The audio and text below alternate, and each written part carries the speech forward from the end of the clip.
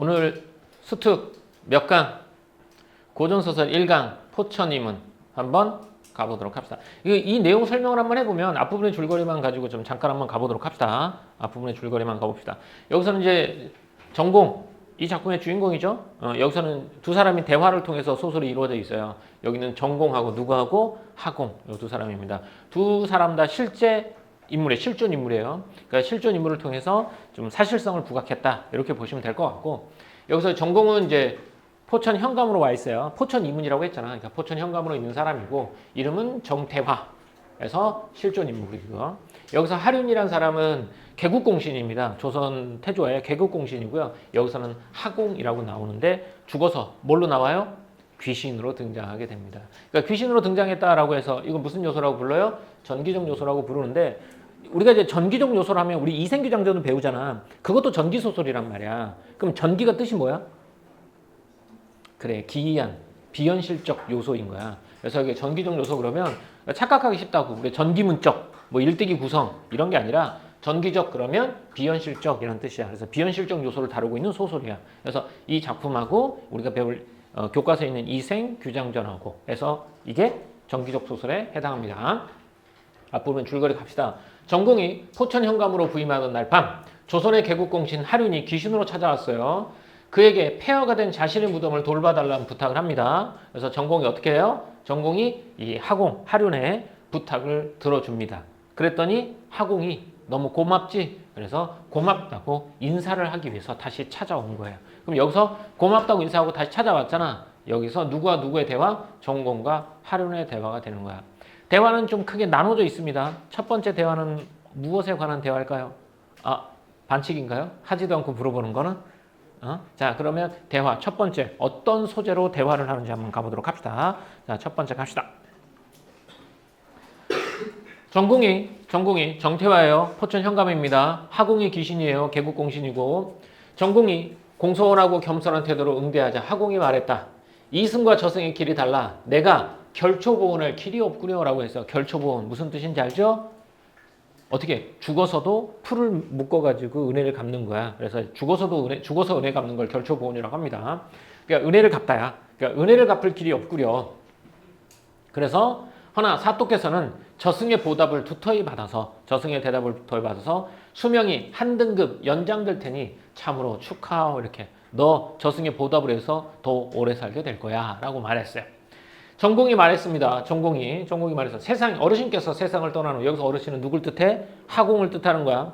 하공이 세상을 떠난 후 세상이 누차 여러 차례 바뀌어 상전벽해가 되었으나라고 있어. 상전벽해는 무슨 뜻이냐면 뽕나무 상자야. 밭전자고 뽕나무밭이 푸른 바다가 됐다라는 뜻이야.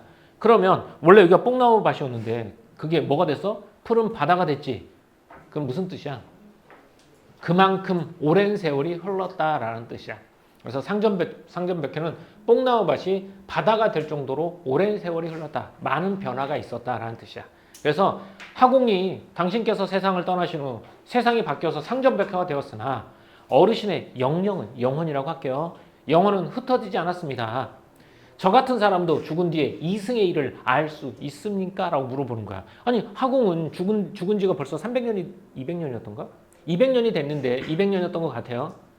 200년이 됐는데 아직도 영혼이 살아있어. 그럼 나 같은 사람도 죽은 뒤에 이렇게 이승의 일을 알 수 있겠습니까? 영혼이 흩어지지 않고 있겠습니까? 라고 물어보는 거야.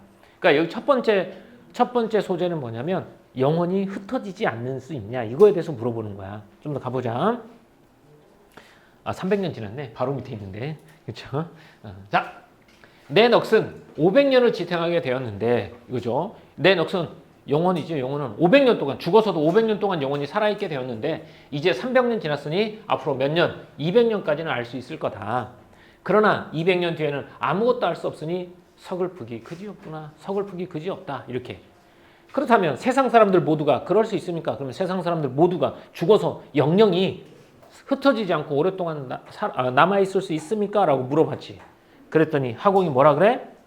넋이 오랫동안 흩어지지 않는 것은 그 사람의 탁월한 기질이 어두운지 지혜로운지에 달렸소 라고 했지. 그러면 영혼이 흩어지지 않는 건 어떤 사람일 때만 더 오랫동안 남아있다는 거야?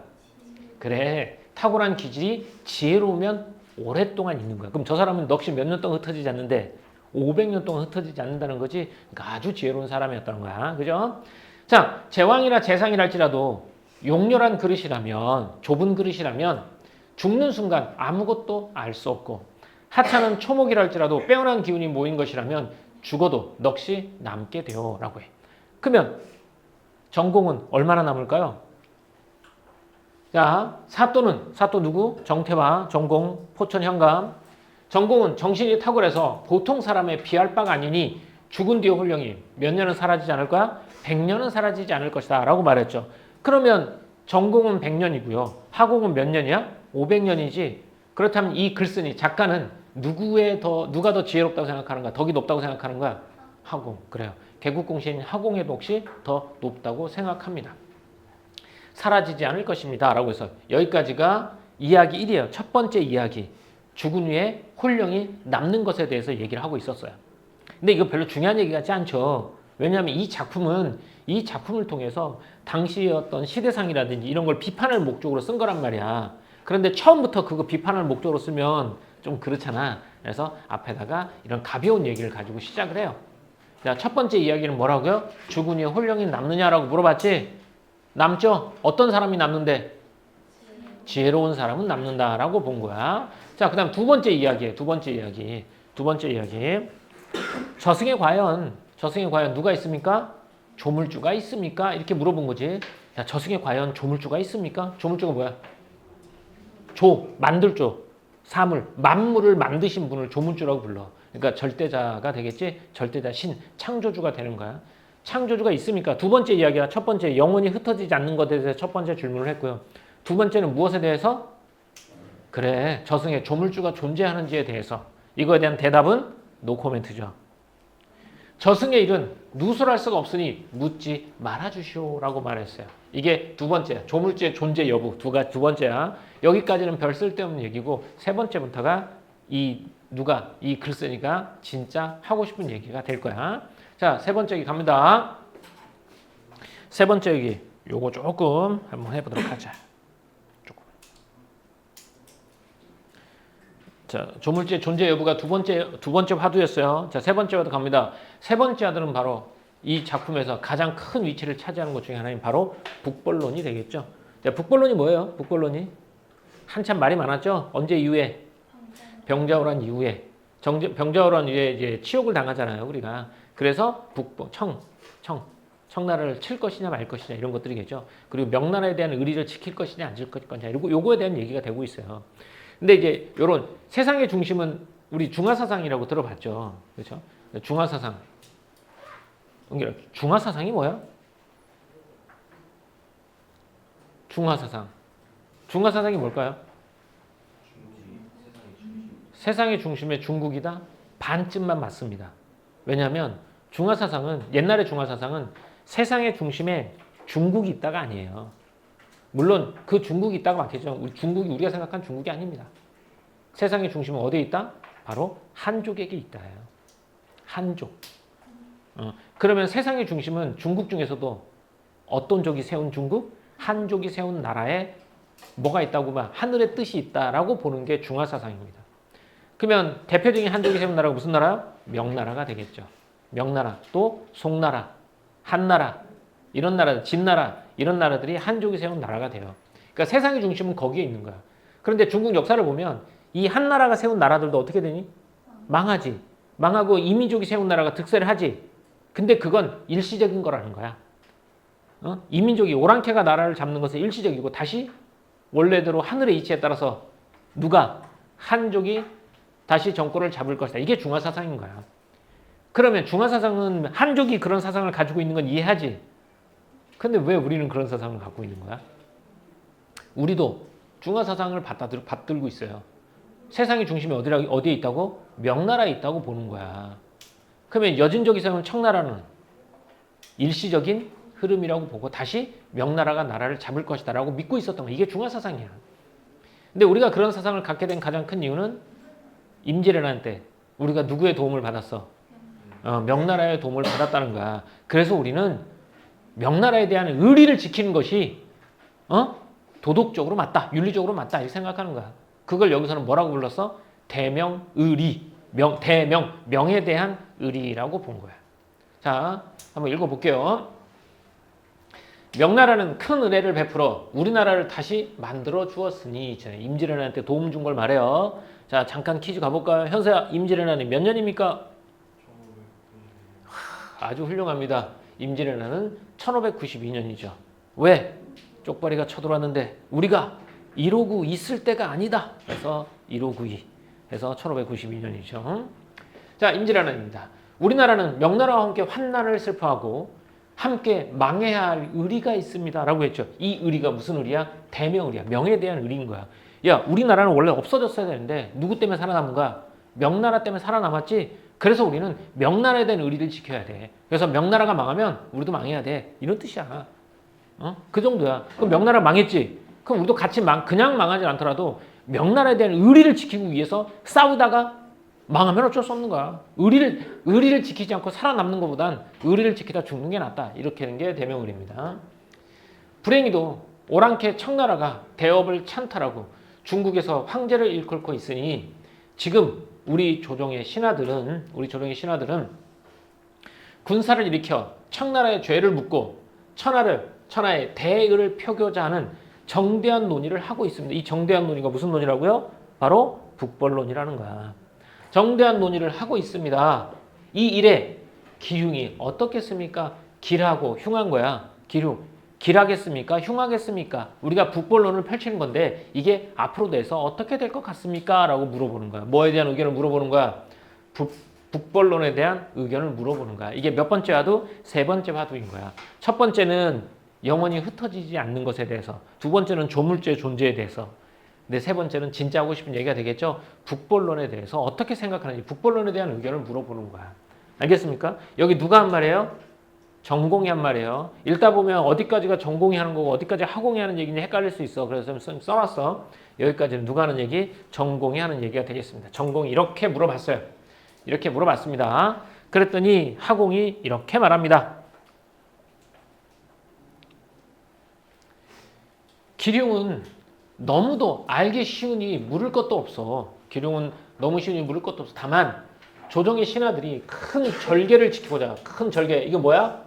명나라에 대한 대의 명분이지. 아까 이거 뭐라고 부른다고 했죠? 아까 명나라에 대한 의리, 대명의리. 그래, 대명의리를 지키고자 존망을 걸고 존재하느냐 망하느냐 사활을 걸고 최후의 결전을 벌이다가 변방에서 죽는다면 죽어도 이름이 남을 것이라 이거야. 의리를 지키다 죽었어. 그러면 죽어도 이름이 남을 것이야. 나라의 명맥이 끊어져도, 조선이란 나라가 명맥이 끊어져도 영예로울 것이니, 이거야. 영예로울 것이니 내 마땅히 우러러 찬양에 맞이 않을 것이오 라는 거야. 이 사람도 북벌론이라는 대명의리에 대해서는 찬성이야 반대야? 찬성하는 거야. 그래, 대명의리를 지키면서 죽어가면 괜찮지. 의로운 일이야 라고 말해요. 그러나 나라를 곤란하게 하는 것은 맑은 논의의 바탕으로, 맑은 논의가 뭐야? 지금 맑은 논의 뭐야? 북벌론, 그냥 북벌론, 대명의리, 그죠? 대명의리를 바탕으로 삼고 중화를 존숭하는 대의, 이게 중화사상이죠? 중화를 존숭하는 대의, 이게 대명의리인데 대명의리를 어떻게 사용하는 사람이 있어? 출세의 계단으로 삼으며 속으로는 오랑캐를 두려워하면서 겉으로만 아름다운 명성을 얻는다면 나는 거기서 인정할 만함을 찾지 못하겠소라는 거야. 겉으로만 대명의리를 말하고 뒤로는 뭐 하는 거니? 출세의 수단으로 삼고 두려워하면서 겉으로만 명성을 얻는 거지. 이게 바로 북벌론의 허구성인 거야. 그러니까 북벌론의 허구성을 뭐 하는 거야? 비판한 거지. 그러면 하공은 북벌론 자체를 비판하는 건 아니지. 근데 말로만 명부를 내세우고 뒤로는 출세의 수단, 이거잖아. 거짓으로 말하는 거잖아. 그런 허구성을 비판한다는 거야. 그렇게 할 바에는 뭐 하는 게 낫다? 하지 않는 게 낫다라고 하공이 말하는 거야. 여기까지 누구의 대답이라고? 하륜의 대답인 거죠? 오케이. 그랬더니 이제 전공이 다시 말합니다. 전공입니다. 정태하가 다시 말합니다.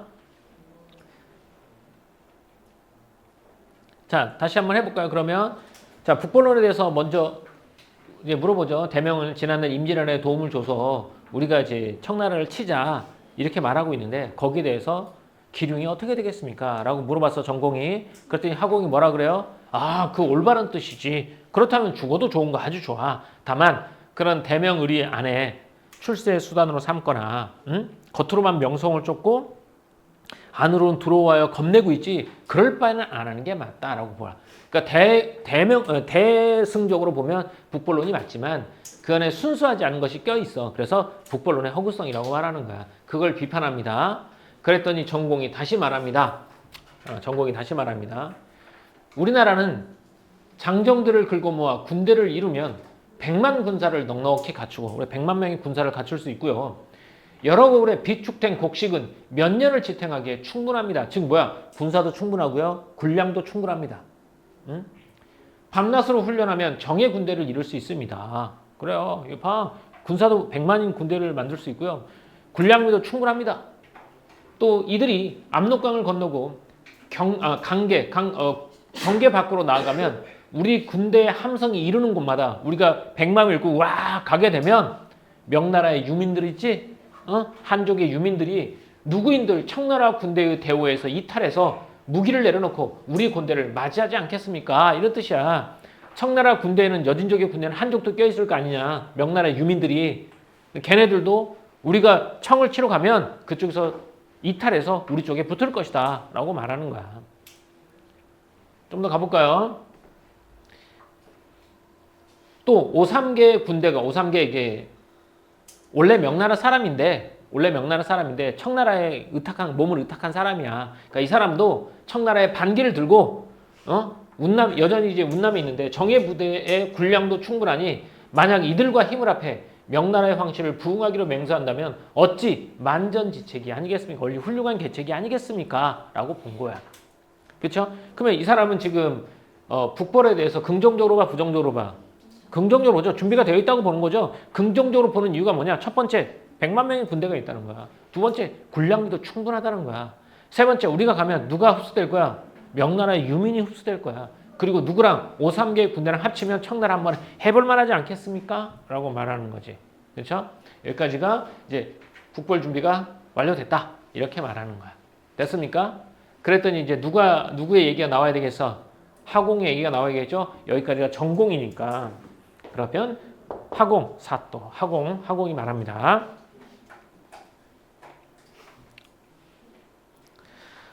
사또는 여기서 전공입니다. 정태한테 말하는 거야. 사또는 아직도 탁상공론을 하고 있어 라고 해서 탁상공론이라는 얘기는 뭐냐면 탁자 위에서 쓸데없는 논의만 하고 있다는 얘기야. 그러니까 탁상공론 뭐냐? 현실의 문제를 외면하고 말로만 떠드는 걸 탁상공론이라고 불러. 그러니까 얘는 현실성이 없는 논의다라고 보는 거야. 탁상공론.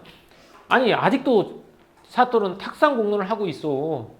천하만사 천하의 모든 일에는 천시와 지리와 인사의 제약을 넘지 못하는 법이요. 그러니까 세상 모든 일은 하늘의 때, 시대의 운수 이런 것들이야. 때가 있다. 시대의 운수가 있고 또 두 번째 지형의 이득이야. 지형의 이득과 분리, 이익과 불리함이 있고 인사, 사람의 일에 제약을 넘지 못하는 것이다 라고 했어. 모든 일이 이 세 가지의 제약이 걸려 있다 이거야. 알겠어요? 이 세 가지가 걸려 있어. 그런데 지금 중화의 운은 명나라야 한조. 지금 중화의 운은 차츰 쇠하고 북방의 운은 왕성하니 여기서 북방이 어디가 되겠어? 여진족 즉 청나라가 되겠죠. 청의 운은 왕성하니 청나라의 토치가 300년은 지속될 거예요. 이게 바로 천시에 어쩔 수 없으며 이게 시대의 운이란 말이야. 시대의 운수 때문에 안 된다. 그럼 우리가 북벌론을 쳐도 청나라 이길 수 있다 없다? 없다. 그 첫 번째 이유가 지금은 누구의 때야? 청나라의 운이 들어온 때라는 거야. 그래서 안 된대. 천시 때문에 안 돼. 자, 천시 했으니까 그 다음에 뭐가 나오겠어? 지리가 나와야 되겠죠? 그 다음에 지리가 나옵니다. 산에 가는 천엄의 요새이니 우리나라 오합지졸이 험한 천리길을 가는 동안 100번 싸우며 산해관 앞에 이르면 자 전투를 100번을 싸웠어. 그래서 산해관 앞에 딱 이뤘어. 그럼 우리 군사는 이미 지칠 만큼 지쳐 있겠지. 이러면 저들은 개의 군사들로 하북성 일대야 군사들로 요충지를 굳게 지키면 편안하게 쉰 군대로 필요한 군대를 맞이하게 될 것이다 이거야. 게다가 영고의 여진족 군사가 우리 군대의 후방을 치면 여진족 군사가 후방을 치잖아? 그러면 우리는 앞뒤로 적의 공격을 받아 전군과 후군이 서로 응할 수 없을 거요. 군량을 수소하는 길도 끌어주고 후퇴에 돌아갈 길도 가로막히면 수레한도라도 귀국할 수 있겠소? 이게 바로 지리에 어쩔 수 없음이요 라고 말하는 거야. 알겠죠? 천시는 지금 어떤 뜻이고 청나라에 운이 들어가 있는 거고, 지리는 산해강까지 가는데 지칠 대로 지쳐서 그 편안해신 군대를 대적하기 힘들 것이고, 그때 여진이 뒤를 치면 이러지도 저러지도 못할 것이다. 이게 지리의 유불리 때문이라도 안 된다. 어쩔 수 없다라고 했죠. 그러면 아까 천시, 지리 나와 있죠. 그 다음 뭐가 나와 있겠어 그러면? 이제 하나 나와야지. 뭐가 나와야 돼? 인사가 나와야 되겠죠. 인사가 나와야 되겠죠. 다음. 돌이켜보건대 병자년에, 병자호란이죠. 자, 잠깐 퀴즈. 현수야, 병자호란은 몇 년이냐? 아까 이러고 있었으니까. 병자호란은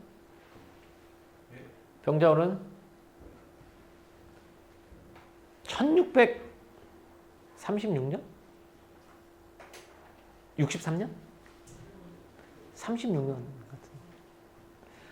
Sorry. 못 들은 걸로. 자, 갑시다.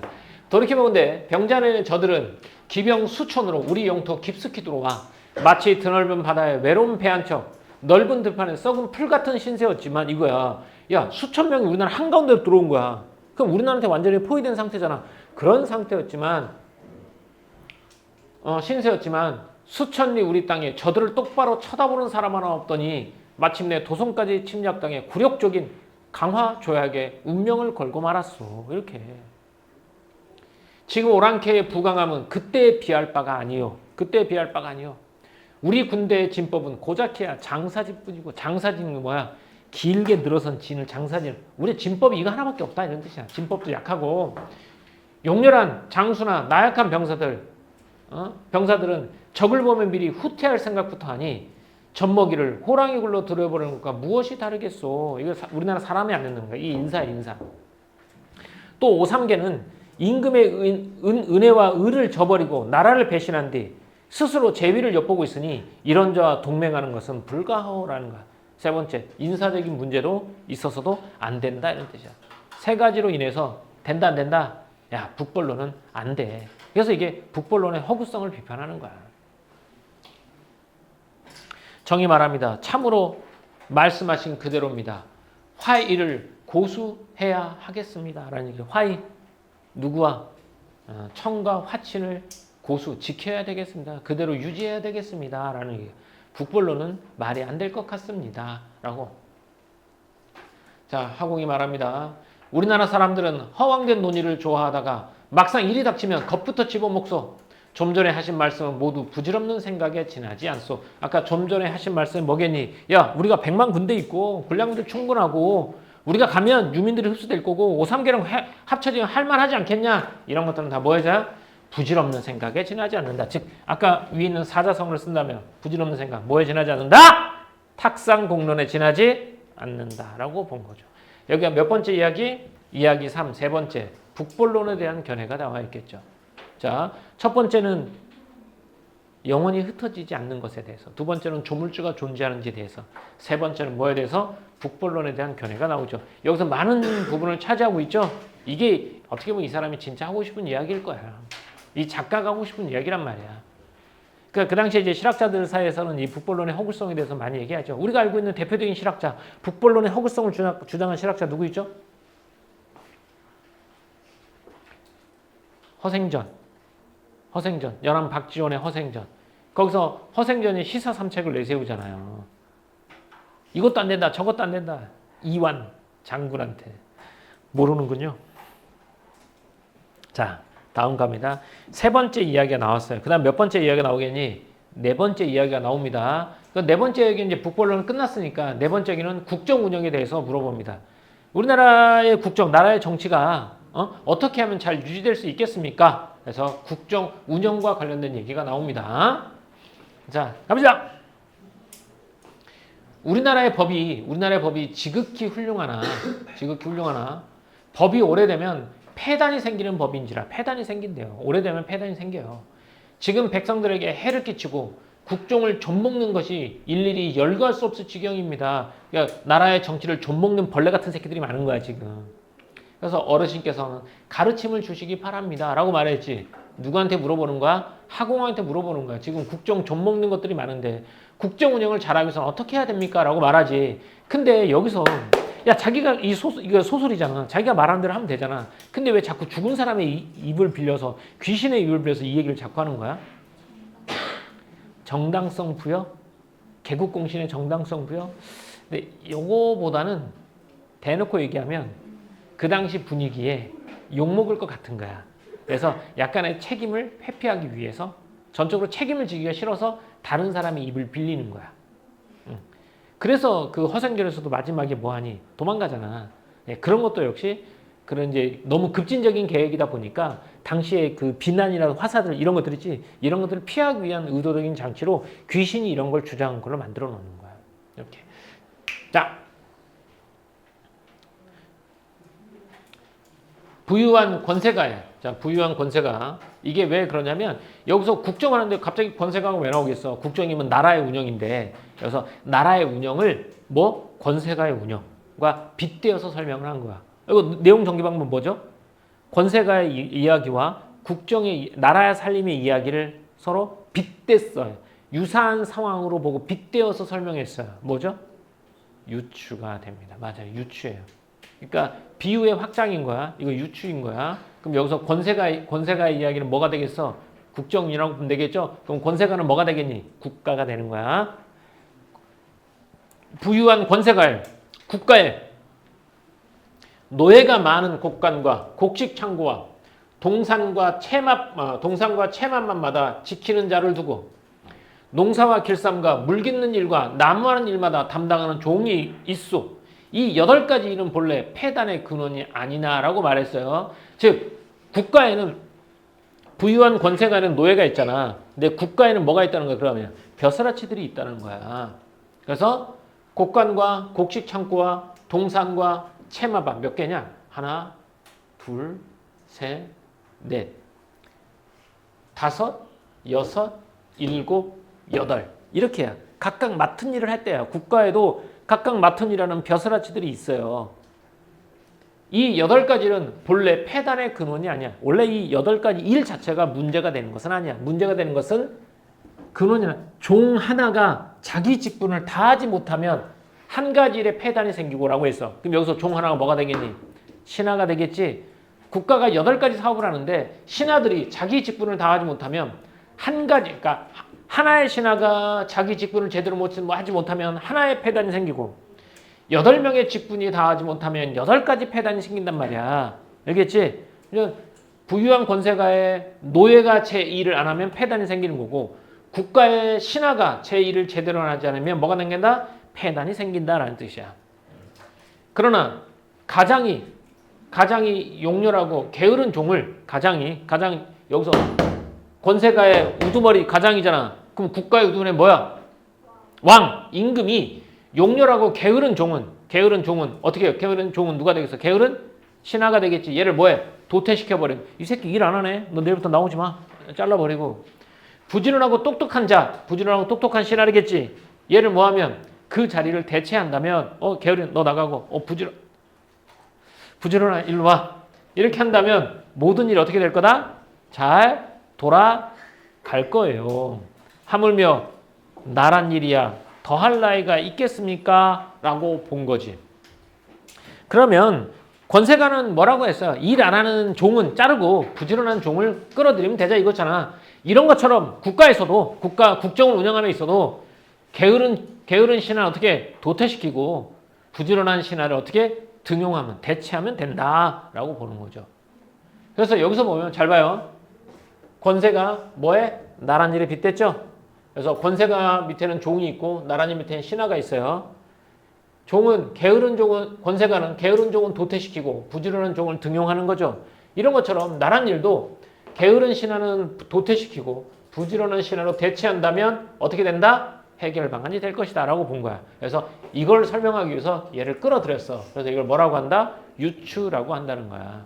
알겠지? 근데 선생님 여기 비유를 왜 써놨냐면 이거야. 이 말이 이거야. 권세가는 나랏일에 빗댄 거고 종은 신하에 빗댄 거지 1대1은 비유예요. 이렇게는 비유입니다. 하지만 이 덩어리와 이 덩어리를 하면 합치면 뭐가 된다? 유추가 된다 이거야. 그래서 유추를 다른 말로 우리는 뭐라고 불러? 비유의 확장이라고 보는 거야. 비유의 확장이라고. 됐습니까? 이렇게. 하물며 나랏일이야 더할 나위가 있겠소라고 죠. 부유관 권세가의 살해에 빗대어 국정 운영에 대한 충고를 하는 거야. 전공이 절하여 살해하고 말했다. 지금의 가르침은 참으로 간단 명료하면서도 핵심을 찌른 말씀이라. 마음과 몸이 모두 경복, 공경하고 복, 엎드릴 복자야. 그 말에 공경하고 엎드려 따르게 만듭니다. 라고 했죠. 여기까지가 네 번째 이야기. 뭐에 대해서? 국정 운영에 대해서 말하고 있다. 됐나요?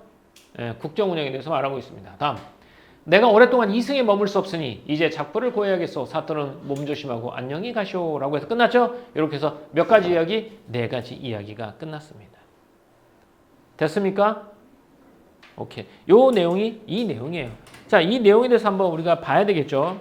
워크북 한번 볼까요? 워크북 몇 주 차에 있겠습니까? 이 내용이 2주차 워크북에 있어요. 2주차 워크북 한번 봅시다.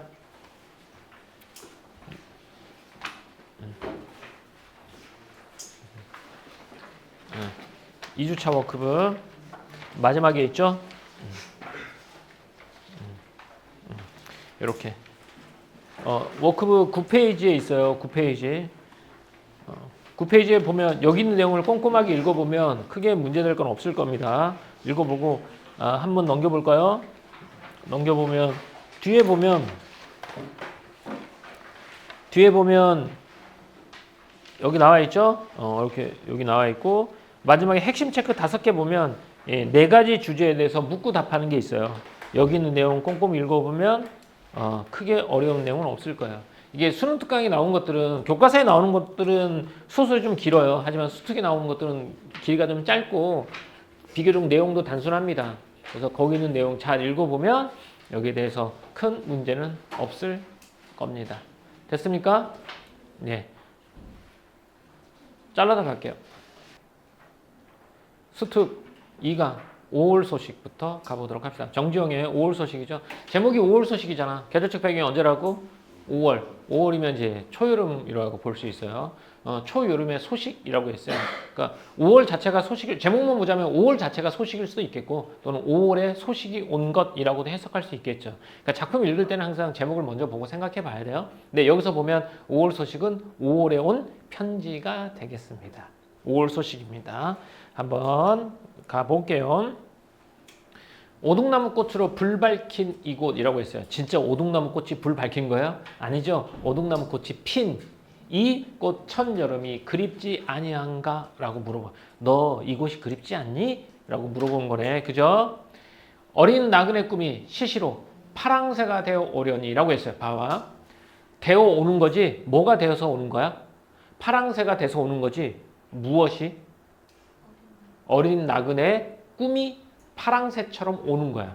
그렇죠? 그러니까 이 파랑새 원관념 뭐가 돼서 꿈인 거야. 그러니까 이걸 다 잘라버린다면 어린 나그네가 꿈을 꾼다라고 보는 거야. 어린 나그네가 꿈을 꿔. 이렇게 하면 되는데 어린 나그네의 꿈이 파랑새가 되어 온 거야. 이렇게 말한 거야. 근데 어린 나그네가 꿈을 꿔라고 했는데 그걸 꿈을 파랑새에 빗댔지. 그럼 파랑새 하면 어떤 의미지? 꿈과 희망과 이상세계를 향한 새라고 보여준단 말이야. 파랑새는. 그래서 파랑새를 찾아 떠났다는 꿈과 희망과 이상을 찾아서 떠난 거잖아. 그래서 이 파랑새라는 걸 통해서 어떻게? 어떤 희망을 상징한 거야. 그 희망적인 꿈을 꾸게 되는 거야. 알겠죠? 그러니까 여기는 어렵게 생각하지 말고 어린 나그네가 뭐 한다? 꿈을 꾼다라고 보는 거고 어린 나그네는 누구라고 봐도 되겠어요? 화자라고 봐도 되겠죠? 내 꿈이 자꾸 나는 꿈을 꿔. 누구에 대한 꿈이겠니? 그리워하는 사람에 대한 꿈을 꾸겠지. 그래서 이렇게 납니다. 나무 밑으로 가나 책상턱에 이마를 고일 때나 네가 남기고 간 기억만이 소곤소곤 거리는구나 라고 했죠. 그럼 내가 지금 생각하는 건 누구에 대한 생각인 거냐? 너에 대한 생각인 거잖아. 그래서 여기서 파랑새는 바로 나그네의 꿈이며 바로 네가 남기고 간 기억인 거야. 나는 5월이 되면 이 오동나무가 불 밝힌 이걸 보면 너 여기 보고 싶지 않아? 나는 네 생각하고 있어. 너에 대한 기억을 하고 있어. 어떨 때나 나무 밑으로 가나 책상에 턱을 고일 때나 네가 남기고 온 기억만 소곤소곤 거리는구나 이렇게 본 거야. 그러니까 정지용은 1930년대 모더니즘 시인이란 말이야. 모더니즘이라고 말하면 시 이런 것 자체가 서구의 근대 시 양식을 빌려왔기 때문에 상당히 세련돼 있어. 상당히 세련돼 있고 여기 쓰이는 어휘들도 이국적인 시어들도 많이 쓰이고 그래요. 그러니까 지금 봐도 시가 되게 세련돼 있어요. 이게 1930년대 시니까. 감각적이고 되게 감각적이고 이미지적, 회화적이라고 그래. 한 폭의 그림을 보는 듯한 그런 그림들이 많이 나옵니다. 그래서 여기서는 감각적 이미지들이 많이 나오게 돼요. 이렇게. 자, 그리운 사람에 대한 화자의 기억이죠. 그 기억을 뭐라고 표현했다고? 보조관념이 파랑새. 그래서 그 사람에 대한 기억은 나에게 즐거움과 희망과 꿈을 보여주는 거야. 이렇게. 지원이 됐어? 오케이. 자, 두 번째. 이런 가볼까? 모처럼 만에 날아온 소식에 반가운 마음이 울렁거리고라고 했죠. 모처럼 만에 날아온 소식이니까 바로 뭐가 되겠어요? 편지가 되겠죠. 누구한테 날아온 편지겠냐? 그 사람에게. 남자인지 여자인지 모르겠어요. 네, 아무튼 그에게 다가온 편지에 마음이 울렁거려. 마음이 너무 설레. 나 지금 설레. 된 거죠. 가여운 글자마다, 글자라고 했으니까 이건 텍스트겠죠. 편지마다 뭐가? 먼 황해가 남실거리나니 라고 하죠. 먼 황해가 남실거린다라고 했어. 이렇게 본다면 이 편지를 보낸 사람이 어디에? 황해 근처에 있을 수 있겠지. 아니면 편지가 뭘 건너와? 황해를 건너왔을 수도 있겠지. 어쨌든 간에 얘는 발신이 있는 곳에 대한 기억. 너가 있는 곳에 대한 기억이라고 본 거야. 이렇게. 편지를 보면서 받는 편지를 보며 편지를 읽으며 화자는 뭘 느낀다? 너에 대한 네가 있는 곳에 대한 것을 생각하게 되는 것이지. 그러니까 너의 있는 곳을 생각해. 아, 네가 있는 황해의 바다가 넘실거리는 거야. 그래서 나는 뭐해? 나는 갈매기와 같은 종선. 종선은 이제 작은 배야. 큰 배에 엮여 있는 작은 배. 갈매기와 같은 종선을 한창 치달리고 있다라고 했죠. 내가 진짜 배를 타고 가고 있는 거야? 아니지. 내가 가는 게 뭐가 거기 있어? 내 마음이 가는 거야. 내 마음이 종선이야. 종선이 무슨 법이야 그러면? 은유법이 되겠지. 근데 이 종선은 뭐와 같아? 갈매기와 같지. 그러니까 갈매기나 종선 이런 이미지를 통해서 내 마음은 누구에게 가고 있다? 편지를 쓴 너에게 가고 있다라고 보는 거지. 됐나요? 여기까지. 그래서 너에게 가고 싶다. 내 마음은 이미 너에게 갈매기와 같은 종선을 타고 내 마음은 달려가고 있다. 이렇게 보고 있는 거지. 자, 첫 번째, 5월에 너에 대한 기억을 하고 있죠. 너에 대해서 떠올리고 있습니다. 두 번째, 너에 대한 편지가 왔어요. 나 너무 설레. 그리고 너에 대한 것을 머릿속에 떠올려. 그리고 세 번째는 난 너에게 뭐 하고 있어? 달려가고 있는 거야. 내 마음은 너에게 달려가고 있다. 이렇게. 다음 가볼게. 사연. 쾌활한 5월. 아까 5월 소식이죠. 5월. 넥타이가 내쳐 난데없는 순풍이 돼요. 이게 넥타이가 바람에 날리잖아. 이게 순풍, 바람이 돼요. 하늘과 딱 닿은 푸른 물결 위에 솟은 외다른 섬, 로맨틱을 찾아갈까나 이게 되죠. 그럼 내가 가고 싶은 곳이 어디가 되겠니? 로맨틱이지, 로맨틱. 외다른 섬, 로맨틱이 섬 이름이 로맨틱이야. 그럼 이 로맨틱에는 누가 있겠니? 그치, 너 발신이 있는 거야. 너가 있는 거야. 그러면 너가 있는 것은 나한테는 어떻게 느껴지는 거야? 되게 낭만적이고 되게 이상적이고 느껴지는 거야. 이렇게. 그래서 이런 쾌활한 5월 넥타이가 대처 순풍이 돼요. 이 넥타이를 순풍이 돼요. 이걸 타고 하늘과 딱 닿은 푸른 물결에서 온 외다른 섬 로맨틱을 찾아갈 거나 이거죠. 그러니까 화자는 너가 있는 장소를 어떤 정사라고 표현했어? 외다른 섬 로맨틱이라고 표현한 거야. 그러면서 너가 있는 공간이 나에게는 어떻게 느껴져? 아주 낭만적으로 느껴지는 것이겠지. 그러니까 이런 이제 낯선 이국적인 느낌이 풍겨지는 이런 걸 통해서 화자의 정서를 잘 드러낸 것이겠죠. 그래서 이제 여기는 편지를 보내는 일을 찾아가고 싶은 화자의 마음이겠지. 네, 내가 가고 싶은 편지를 보내는 것은 어떻게 그려져 있다? 아주 낭만적으로 그려지고 있죠. 그래서 외따름선 로맨틱이다라고 본 거죠. 됐습니까? 네. 근데 봐도 지금 되게 감각적 의미가 되게 많이 썼지. 시각적 심상, 청각적 심상도 많이 쓰였지. 그래도 이 작품 전체의 주된 심상은 무슨 심상? 무슨 심상? 주된 심상. 시각적 심상. 시각적 심상이 많이 쓰인 시를 우리는 무슨 시라고 부르냐면 회화적 시라고 불러. 회화적 시라고. 회화적. 한 폭의 그림을 보는 것 같아. 그래서 회화적이라고 보는 거야. 됐습니까? 그렇죠? 다시 봐. 다시 처음부터 가볼게. 오래 나는 너에 대한 기억을 하고 있어. 너에 대한 기억이 파랑새가 되어 내 머릿속으로 자꾸 떠오르게 되는 거지. 그렇죠? 근데 너에 대한 편지가 왔어. 너의 편지가 와서 편지를 보며 너가 있는 그곳을 떠올리며 배를 타고 그곳으로 가고 싶다라는 마음을 보여주는 거야. 그리고 그 네가 있는 그 공간 어떤 공간으로 그려져? 아주 낭만적이고 로맨틱한 공간으로 그려지는 로맨틱한 섬이 되는 거야. 이렇게 돼요. 그래서 여기까지가 되겠어요. 다음 일본만과 아라비아 글씨를 가르치러 간이라고 했지. 그러면 너는 직업이 뭐라는 걸 알 수 있어? 선생님이야. 아마 어딘 곳에 가서 누군가를 가르치는 직업을 가지고 있겠지. 그래서 이거 떠난 이유가 될 거야. 떠난 이유도 이걸 위해서 떠났을 거라는 거지. 가르치러 간 조그만 이 페스탈로치아라고 했죠. 누가 페스탈로치아 원관님이 누구야? 바로 너가 되겠지. 페스탈로치아는 스위스의 교육자인 것 같더라고요. 교육자. 그래서 이거 교육자 이런 뜻이야. 스위스의 조그만 교육자야. 꾀꼬리 같은 선생님이야 라고 말했죠. 같으니까 무슨 법, 직위법 이런 거죠. 그래서 그리운 사람의 직업을 알 수 있고요. 떠난 이유도 알 수 있어요. 그리고 그 사람을 직위와 은유를 통해서 설명하고 있습니다. 됐지? 날마다 밤마다 섬 근심스러운 풍랑에 씹힌가 하노라 라고 했지. 그러면 아까 이제 그가 있는 곳은 로맨틱한 공간이야. 왜? 아무리 힘든 공간에 있더라도 그 사람이 있고 내가 그곳을 찾아가면 그곳은 낭만적인 공간이 될 테니까. 하지만 그곳은 그가 있는 섬 둘레가 근심스러운 풍랑에 씹히는 간다라고 했지.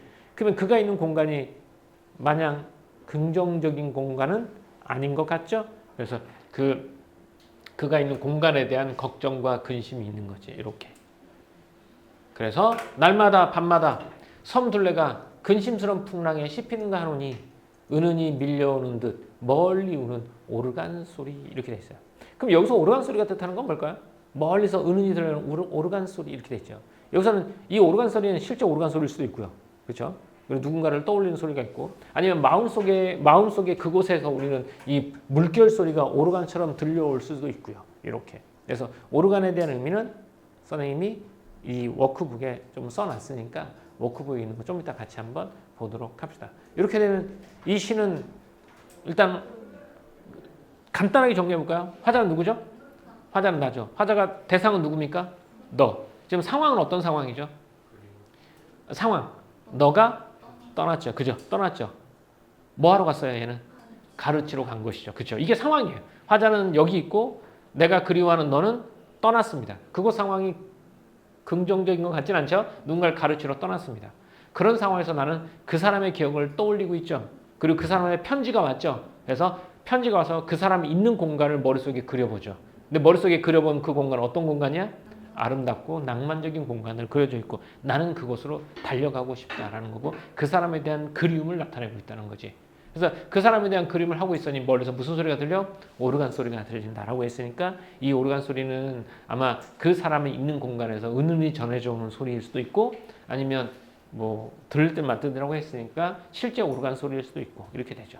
이렇게 됐습니까? 정서적 울림일 수도 있고 그래요. 이렇게. 자, 이렇게 해서 이 작품을 한번 알아봤어요. 자, 넘어가서 살짝 한번 볼게요.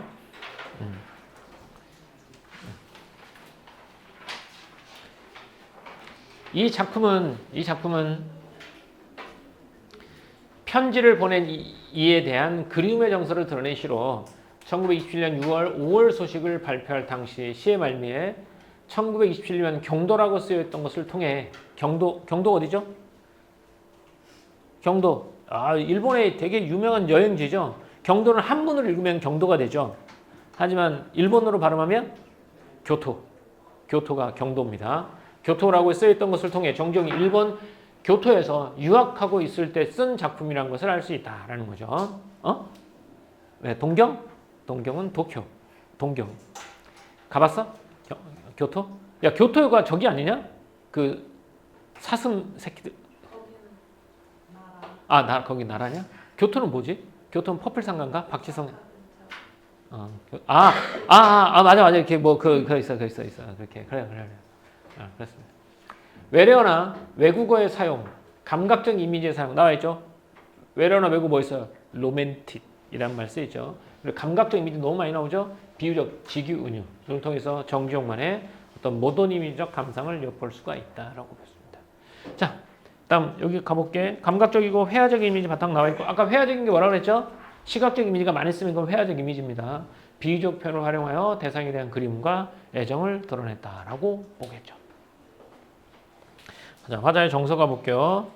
모처럼 말해 날아온 소식에 반가운 마음이 울렁거린다라고 했죠. 외따른 선 노맹팀을 찾아갈 거나라고 했고 반가움과 설렘, 그립지 아니한가 대상에 대한 그리움 이렇게 나타나 있습니다. 자, 이렇게 됐고 여기 있는 것들은 한번 읽어보고요. 여기 보면 워크북 3 세 번째 거 한번 보도록 합시다. 세 번째 거 5월 소식이 나왔어요. 이렇게 여기 보면 3페이지 보면 선생님이 상징적 의미들 쫙 써놨거든요. 여기 있는 것들을 꼼꼼히 보면 될 것 같고 여기서 보면 오르간 소리가 나와 있죠. 마지막에 이게 오르간이라고 이것도 약간 로맨틱한 분위기를 형성하고 있고요.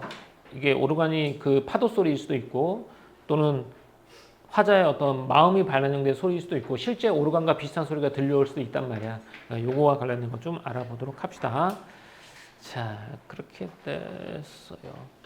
이렇게 해서 보면 될 것 같습니다. 그래서 정지용이었습니다. 모더니즘, 정지용, 모더니즘 쉬었고요.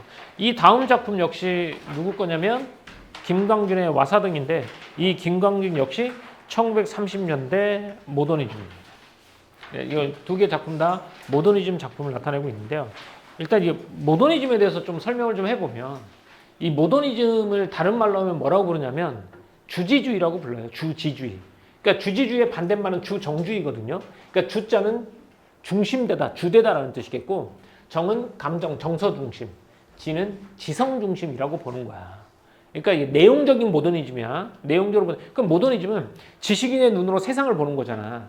그럼 그 세상의 긍정적인 모습이 눈에 띄겠니? 부정적인 모습이 눈에 띄겠니? 부정적인 모습이 눈에 띄겠지. 그래서 김광균 씨에는 1930년대 그 일제강점기 도시 문명이 어떻게 보여? 부정적으로 보이는 거야. 그래서 국문학에서 지식인의 눈으로 세상을 보면 현실의 부정적인 모습에 초점을 맞춰요. 그래서 김광균의 모더니즘의 그 작품들의 내용을 보면 바로 물질 문명 비판입니다. 죄다. 김광균의 1930년대 작품 대부분이 다 물질 문명을 비판해요. 여기 나와 있는 와사등도 마찬가지고요. 그래서 형식은 근대적인 표현이고 또 이국적인 표현 이런 것들을 많이 쓰고요. 또 이미지즘이라 그래서 감각화가 뛰어난 시인으로 평가받고 있어요. 그러니까 아주 감각적으로 잘 쓴 시예요. 정주영 못지않게 감각의 천재라고 그러죠. 감각의 천재. 우리가 알려진 작품은 여기 있는 와사등도 있지만 뭐 추일서정, 뭐 설야, 외인촌 이런 수많은 작품들을 쓴 김광균이고요. 감각적 이미지즘 그리고 현대 물질 문명을 비판하는 작품 이렇게 보는 거죠. 그러니까 1930년대 쓰면서 들으세요. 1930년대 모더니즘을 대표하는 사람들은 정지용, 김광균 그리고 이상 요 사람들이 모더니즘의 선두주자가 되겠고요. 이상과 김광균은 현대 물질 문명에 대한 비판을 드러냈어요. 그래서 그 방법이 어떻게 된 거냐면 이상 시인은 현대 물질 문명을 살아가는 현대인의 내면 분열이야. 답답함, 우울, 내면 분열. 그래서 이상 시에서는 내면 분열이 일어나요. 근데 이 김광균은 이 물질 문명 자체를 감각적으로 그려서 물질 문명 자체를 감각적으로 그려서 부정적으로 그리고요. 거기를 살아가는 현대인의 고독과 우울함을 나타내는 작가가 이 김광균이라는 작가가 돼요. 형식이 근대적, 이국적, 근대적 형식, 근대적 시향식 그리고 이국적 표현을 많이 써요.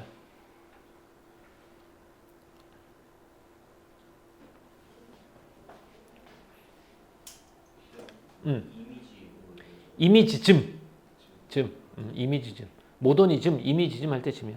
그러니까 감각적 이미지를 아주 잘 쓰는 시인이야.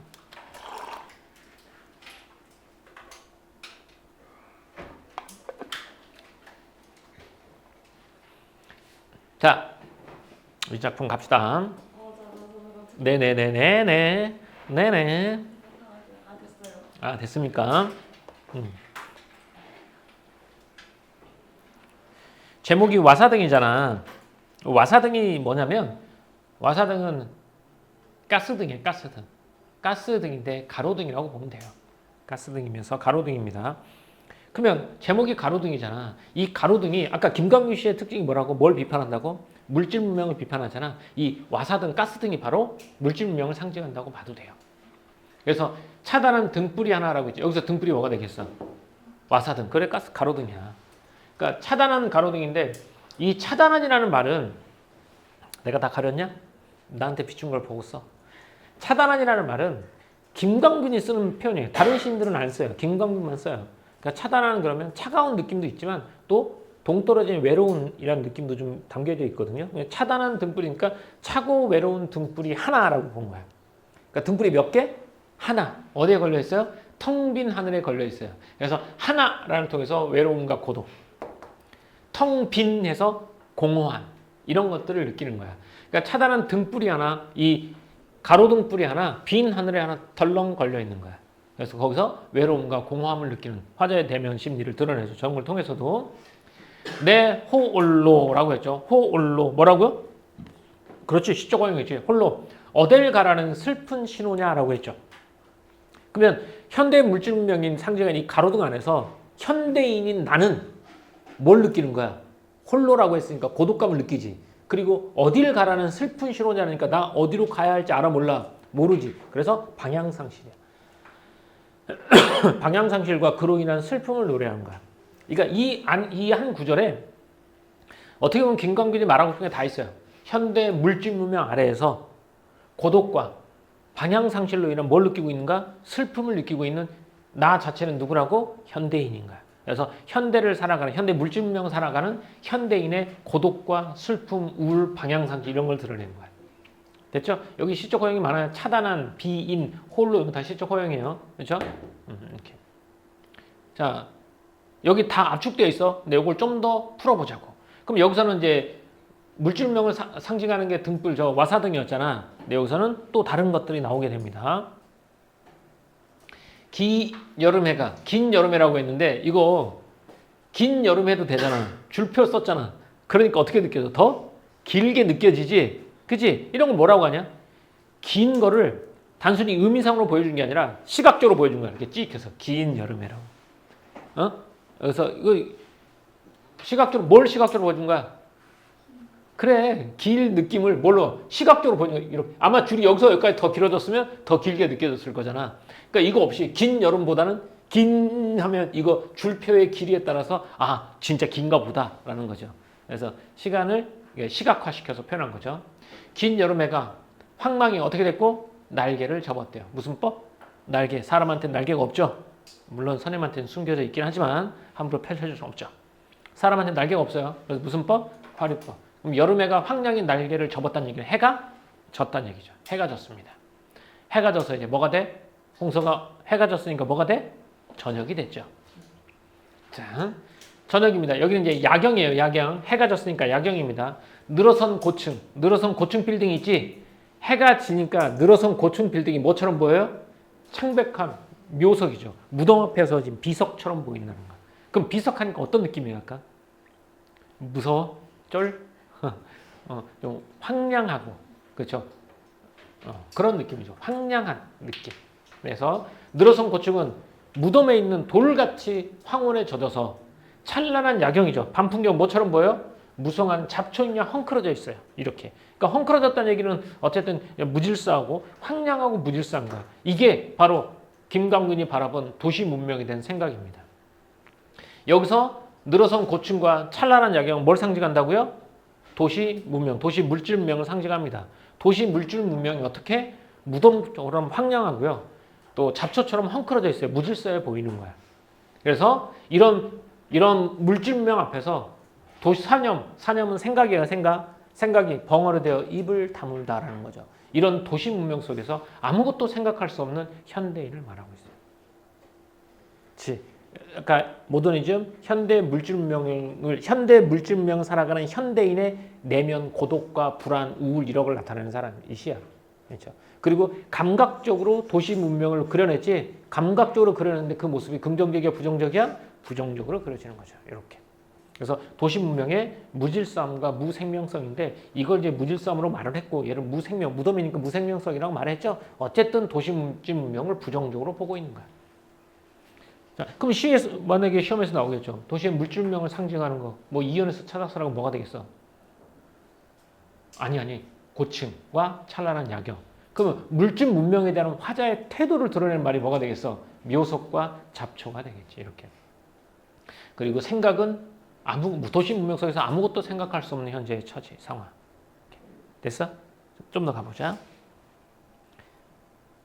피부 바깥에 스미는 어둠이라고 했죠. 어둠이 피부에 스미는 거야. 그죠? 어둠은 무슨 심상? 시각적 심상. 스미는 거니까 촉각적 심상이 되겠죠? 그래서 시각의 촉각화, 공감각적 심상이고 원래는 낯선이지 낯선. 네, 낯설은이라고 했으니까 무슨 허용? 시적 허용이 되겠지. 피부 바깥에 스기는 어둠, 낯설은 거리에 아우성 소리. 사람들이 아우성 치는 거잖아. 사람들이 아우성 소리니까 얘도 뭐에 해당하겠어? 얘도 뭐에 해당하겠어? 도시 문명? 이런 거야. 도시 문명 속에서 까닭도 없이 눈물 겪구나라고 말해. 그러니까 이런 도시 문명 속에서 화자가 느끼는 뭐? 비애야. 그러니까 이 사람은 지금 이 도시 문명과 어울리고 있니? 어울리지 못하고 있지. 그러니까 이 인간의 삶을 도외시한 이 도시의 물질 문명에서 화자는 소외감과 고독감과 우울감, 뭐 비애 또는 방향상실 이런 걸 느끼는 거야. 그러니까 현대 물질 문명에 동화되지 못하고 있는 사람이지, 이 사람은. 까닭도 없이 눈물 겪구나, 비애라고 했죠. 도시 문명에서 느끼는 비애와 절망감이죠. 자, 마지막 갑니다. 공허한 군중의 행렬이여 섞여. 야, 군중이잖아. 근데 군중들은 사람들이 막 많잖아. 그럼 거기서 내가 공허함을 느끼면 안 되잖아, 원래는. 근데 거기서 공허함을 느끼는 거야. 우리 나오잖아. 뭐 풍요성의 빈곤, 군중 속의 외로움 이런 거 나오잖아. 이런 거. 그러니까 군중 속에 내가 어울리지 못하고 있는 거야. 그런 거. 군중 속에서 공허함과 외로움을 느끼며 내 어디서 그리 무거운 비애, 슬픔을 지니고 왔기에 이것도 똑같죠? 어? 뭘로 느껴졌어? 시각적으로 보여준 거야. 길게 느린 그림자, 이다지도 어두워라고 말하죠. 그러니까 여기서 나는 누굴 상징하냐면 현대인을 상징하는 거야.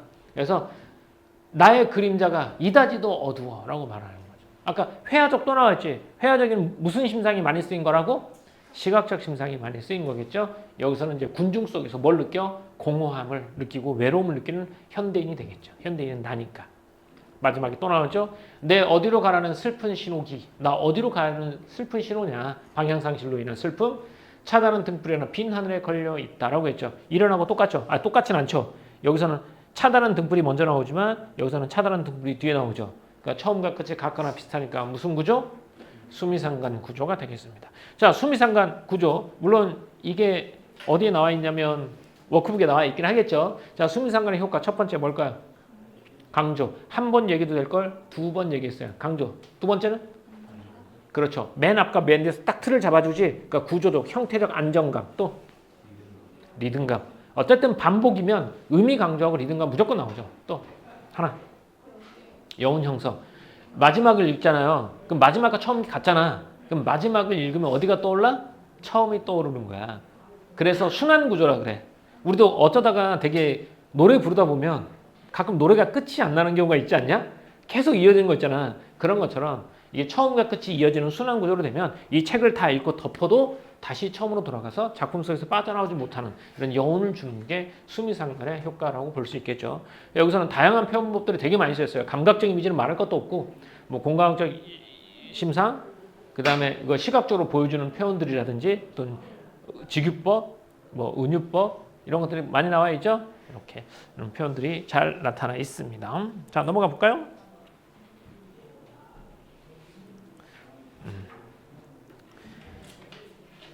자, 이 시는 아까 1930년대 식민지 조선이 급속한 도시화 과정, 도시 문명입니다. 등장한 가스 등을 소재로 현란한 도시의 야경 속에서 갈 곳을 잃고 방황하는 화자의 내면, 참신한 비유와 선명한 시각적 이미지를 통해 현대의 비극적이고 공허한 모습을 형성하고 있으며 도시의 밤을 배경으로 삶의 방향을 상실한 현대인의 고독과 비애가 잘 드러났다. 그대로 드러나 있죠?